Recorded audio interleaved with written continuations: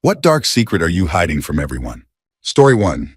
I've struggled with disordered eating for at least a decade. It comes and goes. I know it's unhealthy, but there's a toxic part of me that loves the feeling of being empty. Several years ago, things were really bad. I was at my lowest weight ever, dealing with brain fog and difficulty breathing.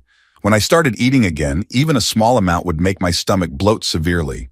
Over the last year or so, I've gained weight, and my depression and anxiety have worsened. My family thinks I don't want to spend time with them, but the truth is, I stayed home because trying on clothes or the thought of being in public made me want to give up completely.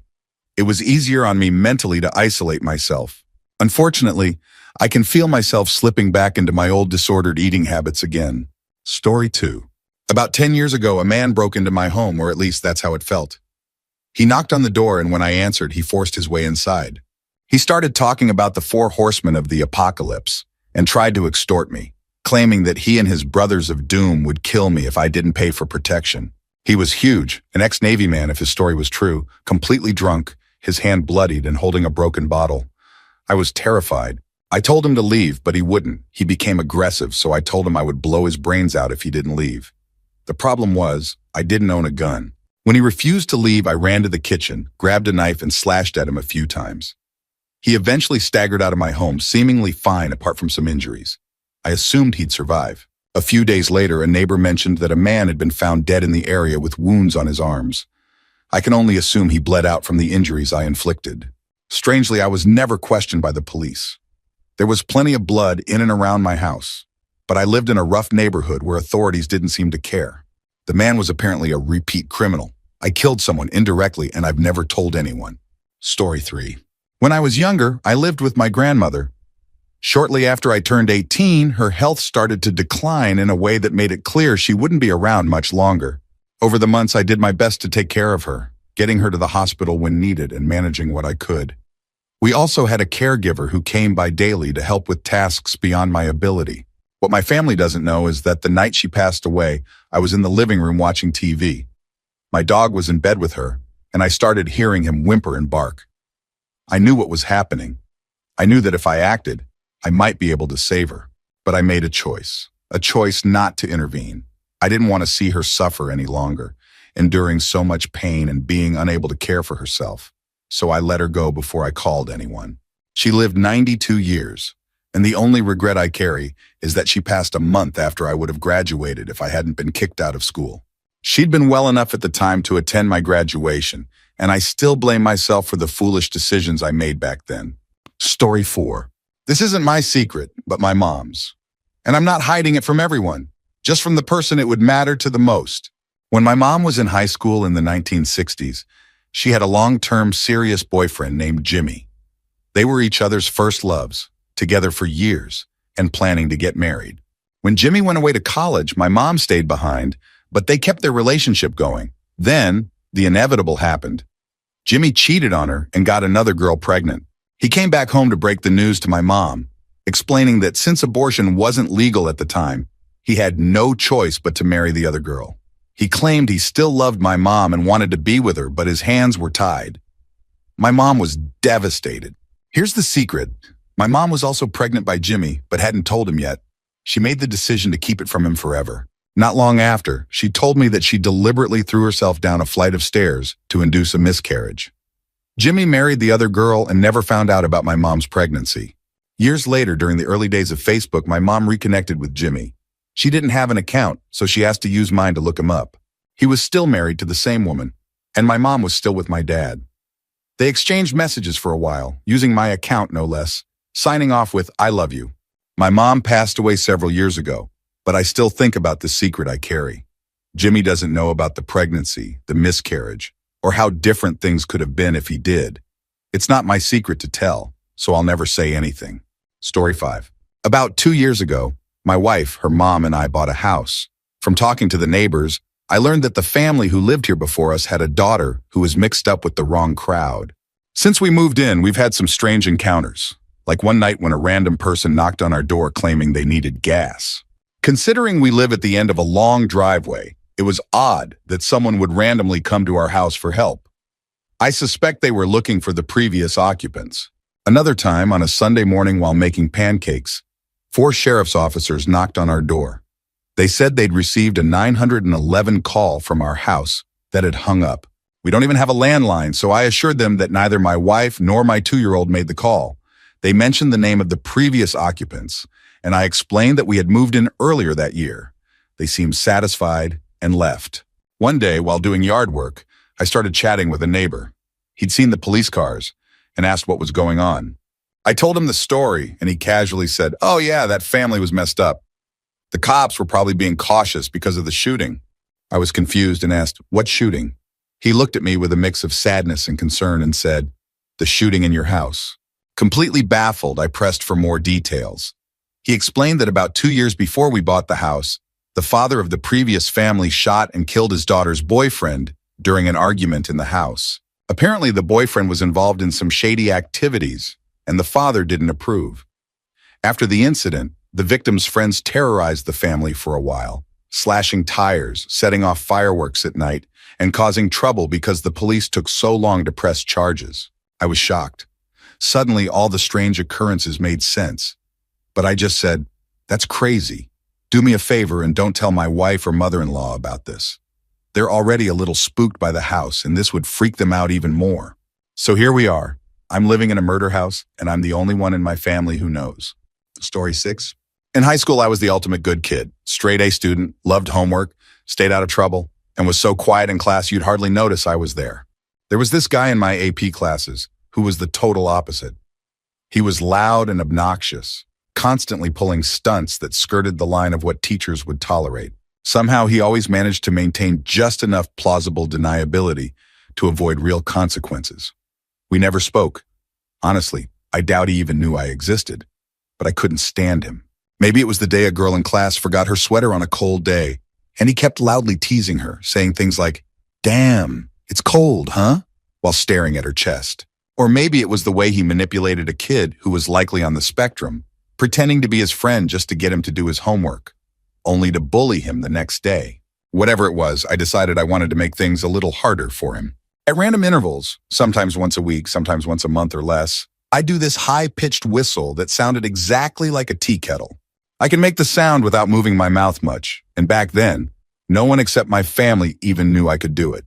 Every time, the obnoxious kid got blamed.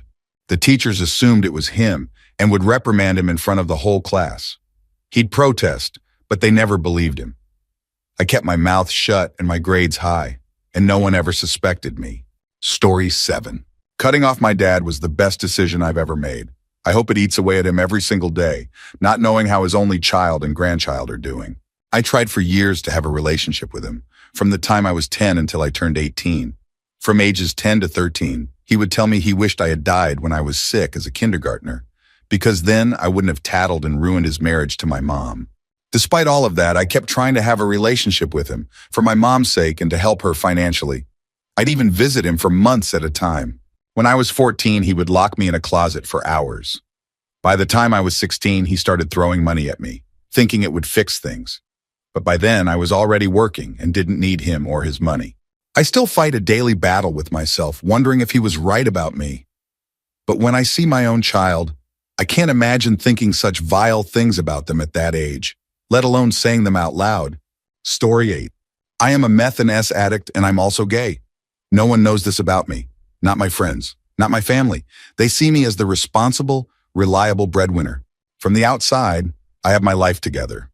Even during my worst periods of addiction, I managed to secure a new job, earn promotions, and get a raise. No one ever suspected a thing. Before the pandemic, I was addicted to hookups and S, but the isolation of lockdown pushed me to try chems, specifically meth. It spiraled from there. Because of my addiction, I've had countless risky encounters and contracted multiple STIs.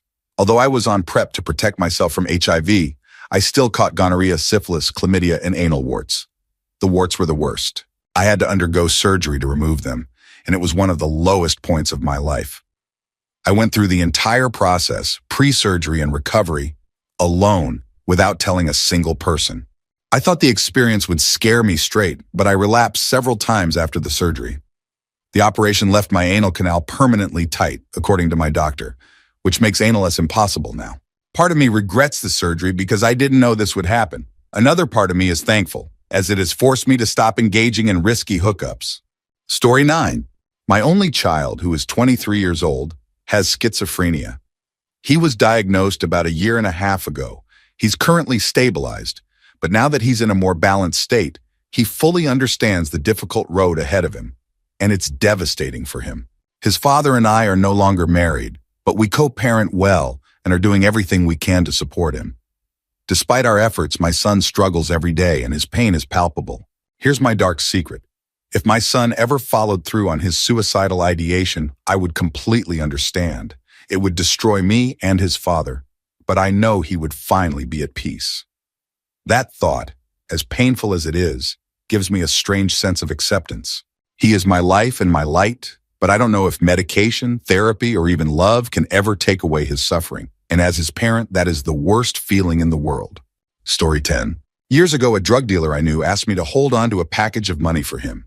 He was bad news, selling heroin and coca, and already awaiting trial on his third offense. The authorities were gearing up to put him away for a long time. He figured I was trustworthy since I wasn't involved in the game, and he was right. So I agreed. He handed me a bag of money, $125,000 in $100 bills. It wasn't as much as you'd think in size.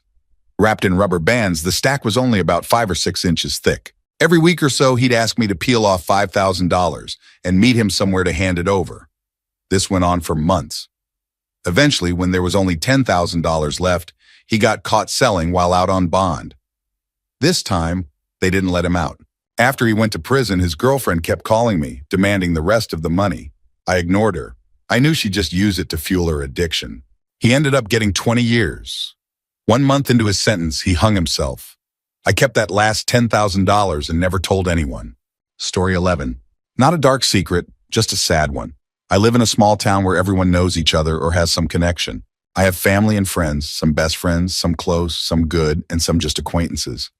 But lately, I feel like everyone has forgotten about me or just grown tired of me. They don't include me in gatherings or events anymore, big or small. We used to have a group chat, but after I had a fight with one person, it was never the same. I tried to mend things, but it didn't work.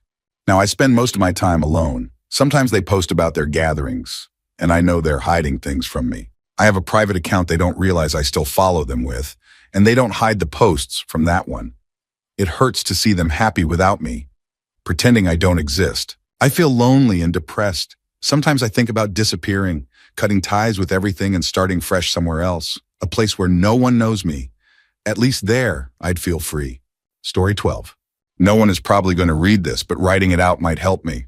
In 2016, my husband died in a horrific car accident. He was 32 and I was 30. We hadn't even been married 2 years and it was devastating. Our relationship had been rushed and our time together was tumultuous, to say the least. I spent most of my 20s as a single mom, barely scraping by on minimum wage. But last year, I graduated with my bachelor's degree with high honors. I moved to a new state and got a great job, making 3 times what I ever made before. I can finally go wherever I want and do whatever I want with my child.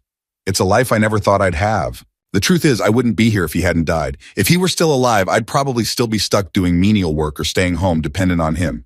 His death gave me a clean slate and my life is actually going really well now. The ironic part? I'm working in the industry and position he always dreamed of being in.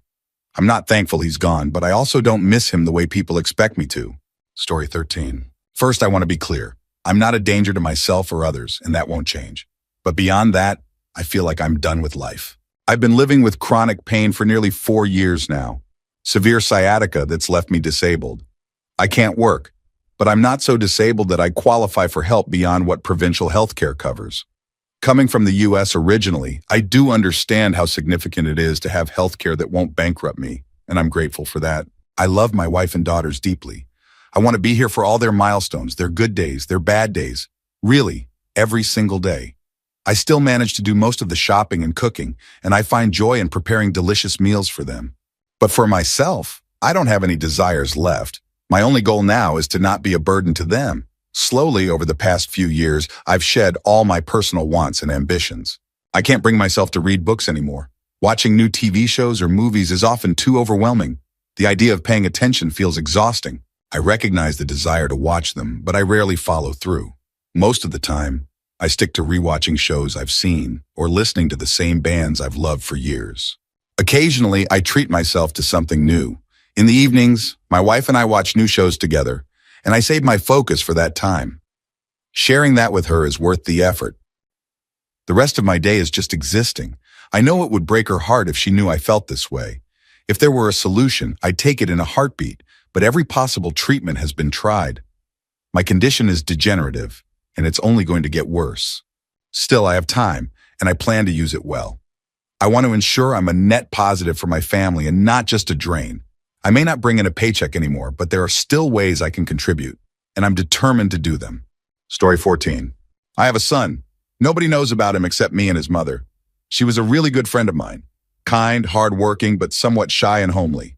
She had never had a boyfriend and was in her early 40s. All she ever wanted was to be married and have a child. After realizing marriage might not happen for her, she decided to have a child on her own. She saved up $12,000 for artificial insemination, but the first attempt didn't work, and with her teacher's salary, she couldn't afford to keep trying. Time was running out for her dream, so I stepped up. We talked it over and decided the story would be that she got artificially inseminated and didn't know the father. We even went to a lawyer and paid a good amount to legally absolve me of any parental responsibility. To this day, I think of it as a sperm donation, like donating to a bank, only she was the recipient. It only took a couple of tries. Whenever she was ovulating, I'd donate. She got pregnant, and now she has the child she always dreamed of. So technically, I have a son, but to the world, I'm childless, and I'm okay with that. Story 15. This isn't my story, but a close friend's. She decided to try one of those 23andMe DNA tests to learn about her genetic makeup and any potential health predispositions. When her results came back, she noticed a distant relative listed who lived in New York. She assumed it might be some distant cousin she'd never met. Being South Asian, we're both used to having large, sprawling families. A few weeks later, she received a Facebook friend request from a man who shared her last name. He sent her a message saying, "Hi, I know this sounds crazy, but I think you might be my half-sister." My friend freaked out and immediately dismissed the idea. She tried to ignore him, but he and his wife persisted, reaching out on multiple platforms. The man claimed that when my friend's father immigrated to the U.S. in the late 1980s, he had an affair with a woman in New York. According to the man, the father moved to another state before he was born and didn't even know he existed. The man said he took the 23andMe test to confirm his father's identity. He even shared specific details about my friend's father that were accurate enough to make us both believe his story might be true. I convinced her to confront her dad privately. I don't know all the details of that conversation, but I do know her father was shell-shocked and ended up moving out of their house for a while. This happened a few years ago, and everything seems to have smoothed over with her family now, but I don't ever bring it up. Story 16. My daughter isn't biologically mine. I've been with my wife since 2011. In 2018, I relapsed hard and lost everything. She left me, but I got clean, completely turned my life around, and we got back together. Shortly after she was pregnant. We'd experienced 4 miscarriages before, so I took this as a blessing. The first time I held my daughter, she was about a week old, she gave me the biggest smile, a smile just for me. In that moment, I became her dad. Her biological father is a meth addict who's hurt a lot of people. He doesn't even know I exist, though we live within 50 miles of him in the same state. That fact terrifies me. I've been trying to convince my wife to move somewhere far away, but she's hesitant. My daughter is almost 4 now, and soon she'll be able to understand and call me dad. My own parents don't know the truth. I'm especially worried about how my dad would react since my mom kept me away from him for 18 years. It's hard. I work in construction in the Deep South, where raising a child that isn't biologically yours is frowned upon. Sometimes I feel weak or judged. But nothing matters more to me than my daughter. Story 17. When I was in elementary school, a friend from church invited me over to play Barbies. She had a lot of cool accessories, including a tiny toy can of dog food. For some reason, I desperately wanted that toy can. My Barbies didn't even have toy dogs, but the little can represented something bigger to me. It was a piece of a normal life I didn't have. Things like growing up in a family house with marks on the wall measuring your height year after year, instead of moving to a new apartment every time the rent went up. So I stole it. In my childish logic, I thought if I wrote my name on the can, my friend wouldn't recognize it. She had so many toys, I assumed she'd never miss this one little thing. But when she came to my apartment to play, the toy looked completely out of place among my cheap Barbie accessories. She recognized it immediately and asked about it. I lied. She didn't believe me, and that was the end of our friendship. Years later, I ran into her at a club. We had a great chat, but I never apologized for the stupid toy. To this day, I regret not saying sorry. Story 18. I am super lonely, like cry myself to sleep lonely. My friend group has subconsciously designated me as the punching bag, and I work a customer service job where I'm regularly berated. Between work and friends, most of my time is spent hearing nothing but negative comments, including my own inner thoughts. My dating life has completely fallen apart. Every man I say hi to seems to want nothing to do with me, and I never even find out why. That only adds to my self-loathing. I think I'm a decent person. I think I'm decent looking, but I'm not very interesting. I don't have any real hobbies, so when I'm not going out with friends, I'm just at home alone, in complete silence. It hurts that even when I'm with other people, trying to escape my own thoughts by feeding off their energy, I still hear them make fun of me, often about the very things I'm already tearing myself apart over. Everything I say gets picked apart and turned into some kind of insult or joke at my expense. I'm constantly made to feel like I'm stupid or like the court jester. Sometimes I go along with it because I need the laugh. Other times I get melancholy, which just gets me criticized even more. If I were to bring any of this up, it wouldn't go over well. We had a former friend who left the group under similar circumstances, though she also did something terrible to someone. She was very sensitive. And now any complaint I make that resembles something she would have said would lead to comparisons to her, which would be extremely negative. Even though I have friends, many of whom genuinely like me and want the best for me, I still feel incredibly isolated. I feel like I don't have that special connection with anyone. I would love to be in love, or at least have a best friend who enjoys spending time with me regularly. All my other friends either have partners or that one special friend they do everything with. I'm never that person. I'm never the favorite or the go-to. Some days I feel like I'm only invited out so I can be the joke, not because my company actually makes people feel better. I'm not suicidal and I have no desire to hurt myself or anyone else. I'm just lonely. I just want someone to keep me company. I feel like I'm slowly drifting away from the only people I have in my life, and I don't want to spend the rest of my life alone in my apartment, talking to myself. I just want to feel like my presence and my company are truly valued by someone. Story 19. I, 46M, played piano from the age of 5 until I was about 12. When I was around 9 or 10 years old, I started taking lessons at the home of in my memory, 30-something-year-old married woman. She was incredibly fun and would transcribe songs I liked into sheet music for me to play. She was, by far, my favorite piano teacher. She ended up being my last piano teacher, but I don't really remember why I stopped playing altogether. I was really into it, and then suddenly I wasn't. My parents, who are wonderful people and with whom I have a great relationship, insist they don't remember her name or why I stopped taking lessons. They just know that I did. Oddly, they seem uncomfortable whenever the subject comes up. I didn't think much of it until I spoke with a friend who is the same age as me. We didn't know each other back then, but he also grew up playing piano and took lessons with the same teacher. He loved her too, but he also stopped going to her around the same time I did and doesn't remember why. His parents, like mine, give similarly vague and evasive answers when he asks about it. I have a hazy memory of going upstairs in her house once. There was this tiny little room off the staircase with a stained glass window that I thought was really cool. The thing is, all the instruments were on the first floor, so there was no reason for me to be upstairs. My friend remembers the same room and window. Story 20. This is nothing compared to most stories, but it's one of those foundational childhood moments for me. When I was about 8 or 9 years old, my grandparents, who raised me and my sister, brought home a seafood dinner from Long John Silver's. I grabbed a package of fried shrimp and devoured it, leaving nothing but the tails. Then my little sister, who was about 7 or 8, asked if she could have some shrimp too. My grandmother told her she had bought a large order for us to share. I panicked, not wanting to get in trouble for eating all the shrimp, so I handed my sister the package with only the tails left. She crunched into the first one, spit it out, and hated shrimp from that moment on. For years, she wouldn't touch shrimp because of that night. I felt so guilty for the next 20 years, convinced I had robbed her of the chance to enjoy something she might have loved.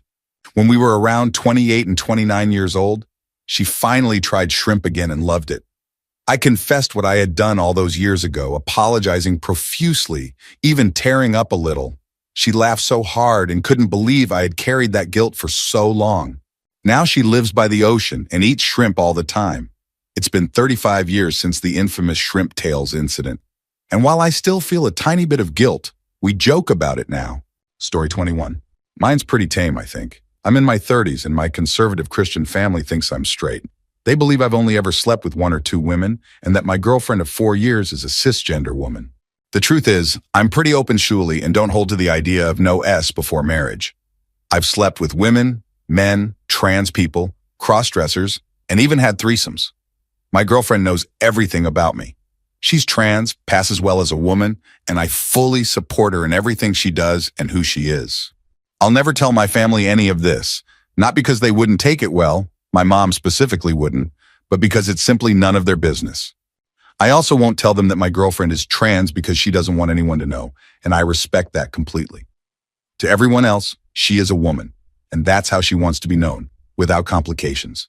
If the truth ever came out, I'd stand by her 100%. To hell with anyone who has an issue with it, family included. Story 22. My family and friends thought I joined the military out of a patriotic sense of duty in 2003. The truth is, I'd been raped in college a few years earlier when I was 19. Some people know about the rape, but what they don't know is that he filmed it. He told me if I went back to his house, he'd give me the recording and make sure no one ever saw it. When I went back, everything was set up again. Blankets, camera, he raped me again. And when I begged for the tape, he said he'd already sold it online. I was so ashamed. I lost all trust in people. My dad doesn't know the real reason I dropped out of college. He was furious because he paid for my schooling, and my decision to quit effectively ended our relationship. What he doesn't know is that I dropped out after seeing my rapist on campus. I ran back to my car, sobbed, and withdrew from all my classes that same day. A few years later, I joined the military, hoping my death would make sense to people. I fully expected to die in Iraq. I volunteered for every dangerous assignment, wishing to be dead by my 26th birthday. I hated coming home because I had no motivation to live. I kept my distance from people, didn't trust being alone with anyone, and poured all my energy into working hard during my decade in uniform. Ironically, those years in the military were the best of my life. The risk, the structure, and not having to think about my future felt comforting. Eventually, I was medically retired. I'm in therapy now, trying to work through it all. I doubt I'll ever tell my family the full story. Even now, I struggle to envision a real future for myself. Story 23. Around 11 years ago, my cousin and I found a dead body on my grandparents' farm. It was hidden deep in the fields, under a tree. We didn't recognize the man. He was wearing a black shirt, brown pants, and no shoes. His body looked like it had been there for about a day. His skin was grayish-green and swollen, with flies swarming all over him. At first, we just stared in shock. Then, for some reason, we decided to bury him. We were 11 and 12 years old, introverted and a little arrogant, and thought we could handle it like adults. My cousin ran to get a shovel while I stayed with the body. When he came back, we buried the man and even prayed over his grave. Afterward, we decided to play detectives. We searched for clues around the area trying to figure out who he was or how he died. We didn't find anything unusual, and we regretted burying him before checking for any signs of foul play. At first, we planned to tell our family, but we decided to wait and see if there were any reports of a missing person or news about a dead man in the area. We asked around discreetly, seeing if any workers or villagers had seen someone matching his description. No one had. Years passed and nothing ever came up. No missing person reports, no mention of a body. We swore to keep the secret forever, partly because we were too far in and didn't want to get in trouble for not saying anything earlier. To this day, we still visit his grave every time we go to the farm. It's in a secluded spot, hidden from anyone else. My cousin and I occasionally still look for clues about who he might have been. Now, I'm sharing this story anonymously. No one knows the farm, village, or country, so his grave is still safe. Only my cousin, I, and now all of you know about him. Story 24. I have a deep, dark secret that I've been hiding for years. I'm in love with my best friend. We've been friends for as long as I can remember, and over the years, my feelings for them have grown into something much deeper. But I've never told them how I feel because I'm terrified of ruining our friendship. Every time we hang out, I find myself staring at them, wondering what it would be like to be together. I've even daydreamed about our life as a couple. But then reality hits me. They're happily dating someone else, and I could never break them up. Even if they were single, I don't know if they'd feel the same way about me. So I keep my feelings locked away and try to act normal around them. It's hard, but it's the only way I know to protect our friendship. Sometimes I think I should tell them the truth, but the thought of losing them completely terrifies me. What if they don't feel the same way? What if they can't forgive me for keeping this secret? I feel stuck, unable to move forward or let go. I know I need to find the courage to tell them, even if it means risking our friendship. Maybe then I can finally start to heal and find happiness, even if it means losing them in the process. Story 25. I no longer have a dark secret, but 4 years ago I carried one that nearly destroyed me. After being laid off from a job I loved, my finances spiraled out of control. Within 2 months, I maxed out my credit card and turned to payday loans. For 3 years, almost nothing from my paycheck went toward anything but interest. Worse, I was hiding all of it from my wife, convinced she'd leave me if she found out. My dad did the same thing to my mom, racked up debt without guilt and let it keep growing. I, on the other hand, was riddled with anxiety. I felt physically ill about it, even vomiting from the stress, but I was too scared to come clean. Last year, everything came to light when a debt collector illegally obtained my wife's phone number and called her looking for me. She was confused, and I had no choice but to tell her everything. I'm still working on paying off a consumer proposal, but to my surprise, my wife didn't leave me. It took a long time to rebuild her trust, but we're still together. Looking back, I realize how stupid I was for not being honest sooner. The fear of admitting my debt made things so much worse. At one point, 88% of my paycheck was going to interest, and I had to sell my possessions just to pay rent. If your partner truly loves you, they'd rather you be honest so they can help. Don't make the same mistake I did. Be honest before the situation spirals out of control. Story 26. I got my bully and 6 other jerks expelled from my high school, boarding school. This happened 7 years ago. There was this one guy in my class who always found a reason to mess with me. He called me names, publicly humiliated me, and even physically attacked me. He had no real reason to have a problem with me, but he made it his mission to make my life hell. The worst part? No one ever sided with me when I stood my ground because he was one of the cool kids. One night, as I was heading back to my room, I discovered that my door was locked from the inside. Turns out, he and 6 other popular boys were inside, beating the crap out of my roommate. There was a crowd of at least a dozen students watching the scene like it was some kind of entertainment. I decided to mind my own business and head to bed before they turned their attention to me. The next morning, I found out my roommate didn't plan to report the attack to the school administration, but since he went to the clinic to get treated, the doctor reported the incident to the school. The 7 boys were so popular that they managed to get the entire batch of students to agree on a fake story to protect them. We even had a meeting to plan the cover story. That's when I saw my chance. I went straight to the counselor and told them the truth about what happened and how the bullies had organized a fake alibi. When the disciplinary board questioned them, their lies fell apart instantly. By the end of the week, they were expelled and had to leave the school. Everyone was crying and upset because some of the most popular kids had to go. They even held a goodbye party for them. I pretended to be sad, but honestly, I had never felt so happy in my life watching their downfall. Last I heard, my bully is still struggling in a vocational college while I finished my ACCA studies on a scholarship. Wherever you are, I hope you suffer slowly, you piece of Shaw. Story 27. This is a secret that only my mom and I have kept for years, and we've never told the rest of the family. When I was a child, my mom had a bad crack addiction. One night, well after midnight, she took me with her to an apartment on the far side of the city. I think it belonged to the guy she was getting her drugs from, but I don't know all the details. I just remember it being in a really rough neighborhood. At some point, a bad argument broke out. The men there forced my mom and me into a separate room and warned us not to leave.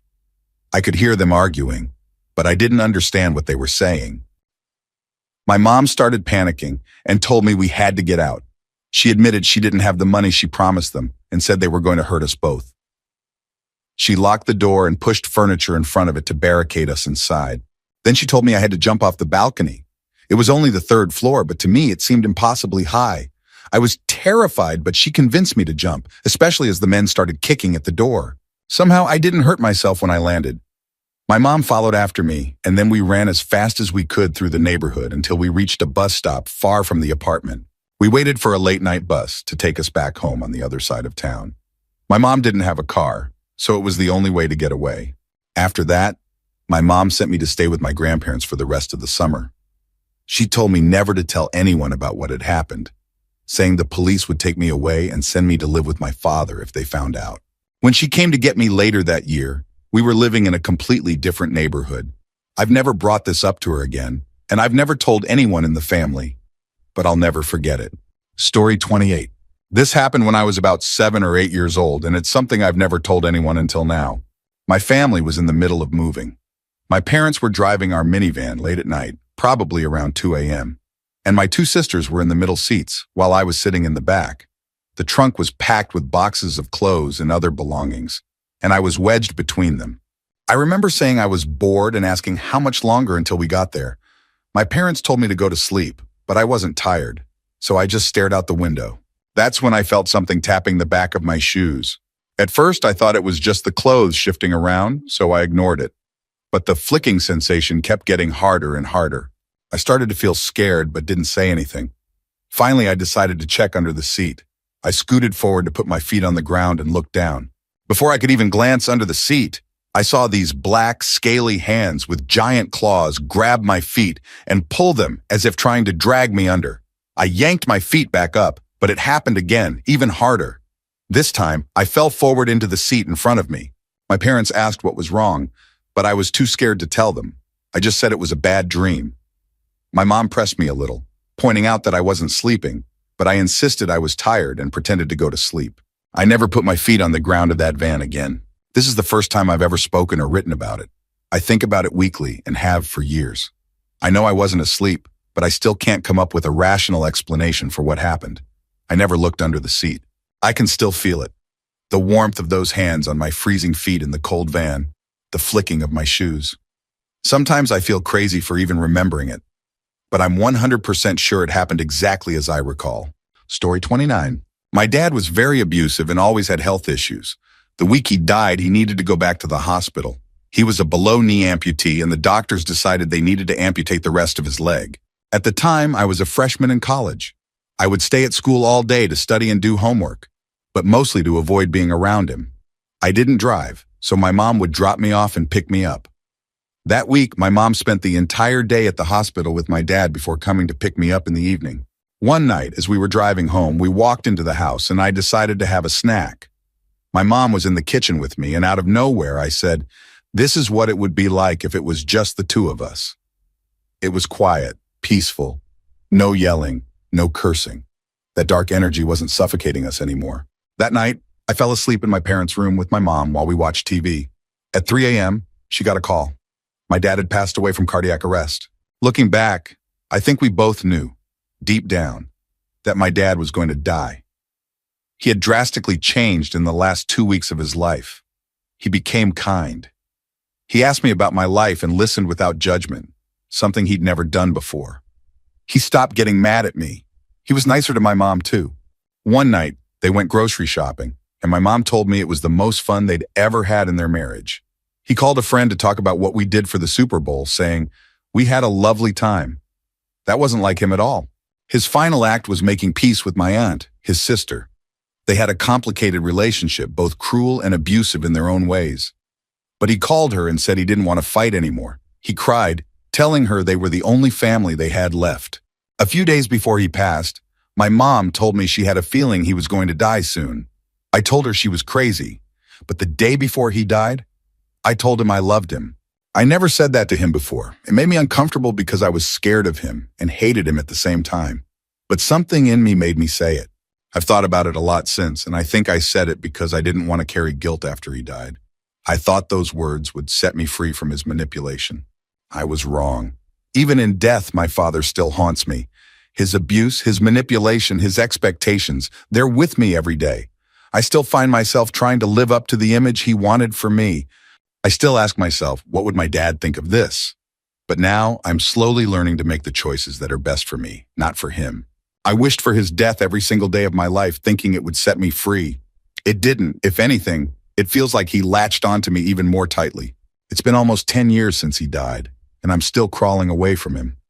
I know he'll always be there, lingering in the back of my mind, but I won't let him hurt me anymore. Story 30. My best friend raped my ex-girlfriend, and I can't talk about it to anyone. She doesn't want anything to happen, so I'm forced to pretend it never happened. The guy doesn't even know I know. He still goes to all the same places I go, and we have the same group of friends. To avoid conflict, I've decided to let it go. But that decision has cost me. I've stopped going anywhere I might see him, which means I barely see my friends anymore. I'm so disappointed in him. But honestly, I'm even more disappointed in myself for keeping this bottled up. My ex has no reason to make something like this up. She gained nothing by telling me. We aren't even close anymore. After it happened, he allegedly blamed me somehow and rubbed it in her face. I wasn't even there. So obviously, something is very wrong with him. I don't care about myself in this situation, but it kills me that he would hurt someone who trusted him. Even if they had consensually fooled around, I wouldn't have cared.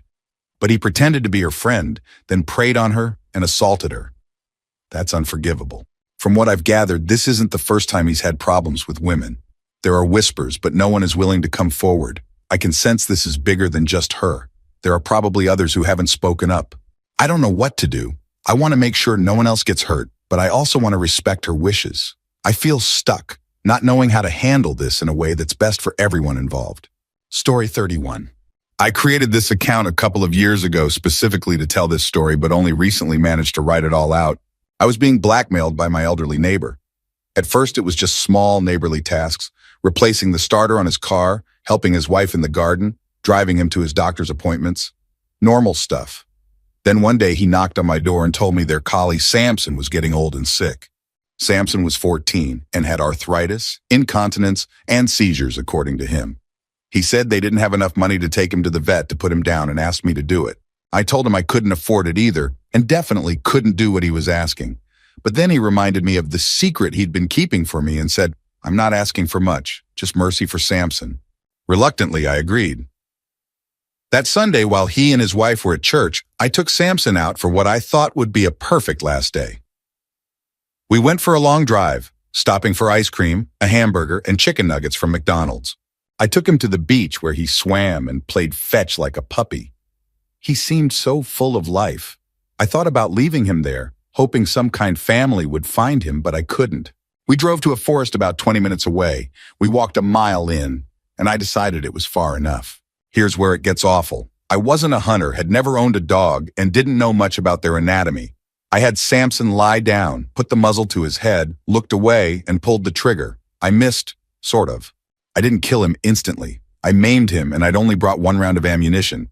I panicked and had to finish him off with the butt of the rifle. Shaken, I left without burying him and went home. The next morning, there was a message from my neighbor's wife asking if I'd seen Samson. I went to their house and the neighbor asked if I'd taken care of him. When I said yes, I started to tear up. He put his hand on my shoulder and told me it was all for the best, that Samson had lived a good life and wasn't in pain anymore. Then he admitted he hadn't told his wife what happened. He said he'd rather let her believe Samson had wandered off and might still be out there somewhere. I thought that was incredibly messed up, but I didn't argue. A few days later, his wife stopped me as I was pulling into my driveway. She told me she and her granddaughter had been searching for Samson all over town. She said her husband had wanted to get rid of Samson for years because he hated the dog hair. Then she mentioned that Samson wasn't 14, he was only 5. That's when it hit me. Samson wasn't sick or suffering. He wasn't having one last burst of joy before the end. He was just a happy, healthy dog.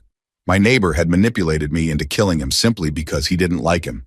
I wanted to throw up. I told her I thought I had a migraine and needed to lie down. I never told her the truth and never spoke to Laurent again. Story 32. My aunt and I have been romantically involved for 10 years. It started when I was 18, just after I graduated high school. That summer, I was heading to a major university in California for college. One night, after a long party, I was exhausted and wanted to go home. My aunt, who was also at the party, offered to drive me since her house was close to my parents' house. We talked for about 20 minutes during the drive. Then, out of nowhere, she slid her hand over my zipper. I was caught completely off guard and shouted, "WTF!" She pulled over, seeing I was in shock, and started to explain. She confessed that she found me attractive. She knew it was wrong, but said she couldn't help how she felt. I was fit, 6 feet tall at the time, I'm 6'4" now, and had been involved in sports, so I guess she found me appealing. She said she wasn't married or seeing anyone and admitted she had been thinking about this for a while. Midway through her explanation, she kissed me. It was my first kiss, and it was passionate. When we got back to my house, we ended up having S in my room. She was my first for everything. After a few days of talking, we decided to keep it a secret. We knew it was wrong, but it felt so right. I managed to convince my parents to let me move in with her, arguing that her house was only 15 minutes from my school compared to 40 minutes from theirs. They agreed, thinking it was purely practical. Once I moved in, we started having S daily, morning, afternoon, and night. Over time, our relationship became deeper. Now I'm almost 30 and still live with her. I have a job nearby, so staying with her still makes sense to everyone on the outside. No one suspects a thing. We've been a couple for 10 years now, and we want to elope. We know this would tear the family apart, but we're in love and can't help it. She's in her mid-40s, and I don't care about the age difference or societal judgment. As long as no one finds out, we're going to continue being a couple in secret. Story 33. My sister was a nightmare to live with. Violent, destructive, untrustworthy, and intentionally cruel. She was so bad that some of my friends weren't allowed at my house because their parents were afraid of her. My parents, rather than intervene, expected us to sort out our conflicts on our own. That obviously didn't work in my favor. One day, she was being her absolute worst, and I heard the sound of a pill bottle rattling. I knew exactly what she was doing. She had done it before. She was about to take pills and call her ex to tell him what she had done. I went outside and unplugged the phone lines from the box connected to the house. This was before cell phones were common, so I knew she couldn't make the call without the landline. My hope was that if she couldn't call her ex for attention, she would just go through with it, and the nightmare she created for everyone would finally be over. Then I went for a walk to clear my head. Apparently, I didn't act quickly enough. She managed to make the call before I cut the line. Her ex called 911, and soon I heard sirens approaching. But instead of feeling relieved, I felt disappointed. When questioned about the disconnected phone line, I played dumb. I said we had been fighting, and I cut off her call just to annoy her. I didn't mention the pills. My parents bought my excuse, and that was the end of it. Decades later, I still don't feel bad about what I tried to do. I've thought about what could have happened if she had gone through with it, and honestly, I'm not all that bothered. I'm not a monster, and I don't take what I did lightly. But my sister brought so much misery and trauma to everyone around her for years afterward. I have no idea where she is now, and I don't care. Story 34. I was raped. I passed out from blood loss and hyperventilation. At the time, I had been dating my boyfriend for 3 months. His dad was out of town on a weekend trip to a neighboring state, and I knew his dad would have been furious if he found out my boyfriend had someone over while he was gone. But that night, I couldn't stop myself from spiraling. I was stuck in a panic attack for hours, unable to calm down. I finally realized I couldn't do it alone, so I called my boyfriend. When I told him what had happened, he didn't hesitate. He told me to pack a bag because he was coming to get me. He didn't care about the potential consequences from his dad. He only cared about making sure I was safe. When I got to his house, he made me feel safe in a way I had never experienced before. His bed was small, barely big enough for one person, but he didn't care. He hugged me, made me food, and stayed by my side. We sat in his bed watching movies, and when I asked him to stay with me, he didn't even hesitate. That night, he slept beside me because I needed him there. He's the only person who truly knows the more gruesome details of what happened to me that night. I've told some close friends here and there that I was sexually assaulted, but even on here, none of you will ever know everything I went through. Only he knows, and I will love him forever for the way he cared for me. He made me feel safe when I thought that was impossible. Story 35. I feel you, man. I went through the same thing last year with my mom. She was only 58 when she got cancer for the second time. The first was breast cancer, and the second was uterine cancer caused by complications from the first treatment. The second time hit her hard. She deteriorated quickly, to the point where all she could do was sit in a chair, tubes and bags connected to her intestines. We had to feed her little icicles because her mouth was always dry, and she couldn't eat. Any movement caused her immense pain, and near the end, she couldn't even talk, just weakly groan in agony. We were lucky to be with her the night she passed. My family, along with some of her siblings, were there. I almost wasn't, though. I'd planned to go back to school to grab some things and stay there for the night.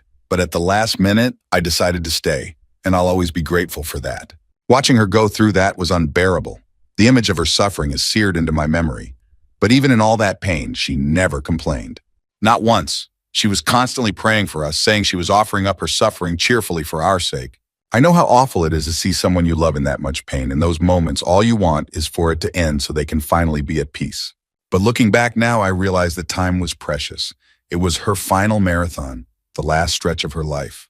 I gave everything I could to her in those moments, cheerfully, lovingly, just as she had always done for me throughout her life. And now, 1 year and 17 days after her passing, I'd give anything to spend one more day with her, even if it was during that time when she was so sick. If you're going through this, I'm praying for you, even if prayers aren't your thing. It's a gut-wrenching experience, and it takes an immense amount of strength to love and care for someone in the way only their child can. You've got this. Finish strong for her. Story 36. For the past 2.5 years, I've been helping my mom take care of 3 kids that aren't mine, while my sister runs the streets. I've sacrificed some of the most important years of my life, the years I was supposed to grow, develop, and set up my future. Instead, I had to grow up too fast and step into the role of raising babies. My mom agreed to take on these kids. I didn't. Yet here I am, stuck in the house every day, stressing and taking care of them while my mom works 12-hour shifts. I'm basically a stay-at-home mom now. I do everything: cooking, cleaning, and caring for the kids. Meanwhile, I'm trying to attend online school, but I can barely keep up with my work because of all the responsibilities. Financially, my mom provides for them, but she's put all the day-to-day responsibilities on me as if I'm the one who had these kids. I've missed out on going to university, despite having scholarships to multiple schools, because I had to settle for online classes. I've turned down job opportunities because they conflicted with my mom's schedule, or because she'd pick fights over petty things, making me feel like it wasn't worth it. I've sacrificed so much. There aren't many people who would take care of kids that aren't theirs, let alone 24/7. And yet, my relationship with my mom has been deteriorating. She gets mad at me over the smallest things and constantly argues with me. I begged her to help me with basic things like getting a license, a job, or a credit card. And while she promises to help, she never does. It's been 3 years of asking, and I have nothing to show for myself. Meanwhile, my sister, the kid's mom, comes and goes as she pleases. She's stolen over $3,000 from my mom, damaged her car, called her names, even called the police on her. Yet my mom continues to let her in the house and enables her behavior. I, on the other hand, get belittled for everything, despite stepping up out of the kindness of my heart. I love my mom, my sister, and these kids, but I'm at my breaking point. I can't keep enabling this cycle by staying. I've expressed how mentally drained I am, but they dismiss me, saying I'm overreacting. Kids aren't for everyone, and I've learned that the hard way. I will never put myself in this position again. I'm 21 years old.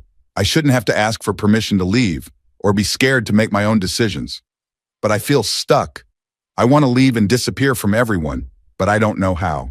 These past 3 years have cost me so much. I could have been in a completely different place by now. I'm considering therapy to get my mental health and anxiety under control because I can't keep living like this. None of my close friends know about this. I've lied to people about having a job or a license out of embarrassment, but I'm done. I'd rather struggle on my own and love them from a distance. Story 37. When I was a kid, we lived next to an elderly man named Norm. He was probably in his late 70s, a bit of a loner, but a kind guy. He lived alone and was always willing to help us out. For example, he used his drill press to make holes in our coconuts whenever we asked. My dad often helped Norm with work around his house to make things easier for him in his old age. They had a pretty good relationship. At the time, I had 2 friends, and we were at that age where our parents gave us a lot of freedom. My friends were going through a phase of minor theft, shoplifting candy or small toys. One day they came over and we decided to check out what Norm was up to. We wandered around his property and ended up in his shed. He wasn't home, so we just looked around and then left to go for a bike ride. The next day, Norm confronted my dad, accusing my friends and me of stealing some cassette tapes from his shed. My dad got really angry at him and defended me, adamantly denying the accusations. He was so upset that he stopped helping Norm altogether, and their relationship never recovered. Here's the thing, we did steal those tapes. I don't know why, but we took them, rode down to the local creek, and dumped them. It was completely pointless. But because of that incident, my dad and Norm's friendship fell apart. Norm passed away a few years later, and no one came to his funeral. The worst part is, I think my dad knew we did it. My parents were going through a divorce at the time, and I think my dad wanted to show me he was on my side in his own way. But looking back, I wish he had just yelled at me and told me what I did was wrong. It's been almost 15 years, and I still haven't talked to my dad about it. Norm died alone because of something so stupid, and that guilt has stuck with me ever since. Story 38. My dad was very abusive and had ongoing health issues. The week he died, he needed to go back into the hospital. He was a below-knee amputee, and the doctors had decided they needed to amputate the rest of his leg. At the time, I was a freshman in college. I stayed at school all day, focusing on homework and studying, but mostly avoiding being at home with my dad. I didn't drive back then, so my mom would drop me off and pick me up from school. She spent her days at the hospital with my dad, but that night, she picked me up so we could go home together. When we got home, I put my stuff down and went to the kitchen for a snack. My mom was there too, and out of nowhere I said, "This is what it would be like if it was just the two of us." For once, the house felt peaceful. No yelling, no cursing, no heavy, dark energy. That night, I fell asleep in my parents' room while watching TV with my mom. At 3 a.m., we got the call. My dad had passed away from cardiac arrest. Looking back, I think my mom and I both knew, even if we didn't say it out loud, that he was going to die. In the last 2 weeks of his life, he changed so drastically. He became kind, asking about my life without judgment and listening to my problems without getting mad. He treated my mom better too. One night they went grocery shopping together, and my mom said it was the most fun they'd had during their entire marriage. He even called a friend to say we had a lovely time watching the Super Bowl, a phrase so unlike him. His final act was reconciling with his sister, my aunt. They had always had a complicated relationship. They were so alike, same attitude, same cruelness, same abusiveness. But he called her, told her he didn't want to fight anymore, and cried, saying they were the only family they had left. My mom told me she had a feeling he was going to die soon. I thought she was being dramatic. But the day before he died, I told him I loved him. It was the first time I ever said it. And it made me uncomfortable because I was scared of him and hated him at the same time. Yet something inside me made me say it without hesitation. I think I said it because I didn't want to carry guilt when he died. I thought it would free me from his manipulation, but it didn't. I'm not free of him. He's still with me every day, and so is the PTSD. I still try to live up to the image he wanted for me, but I'm slowly breaking free. I know he'll always be a presence in my life, in every decision I make. I still ask myself, what would my dad think of this? But I've decided to make decisions that are right for me, not for him. I wished for his death every day because I thought it would free me from him. But instead, he latched on even tighter in my mind. It's been almost 10 years since he died, and I'm still crawling away from him. But no matter how long it takes, I know I'll never let him hurt me again.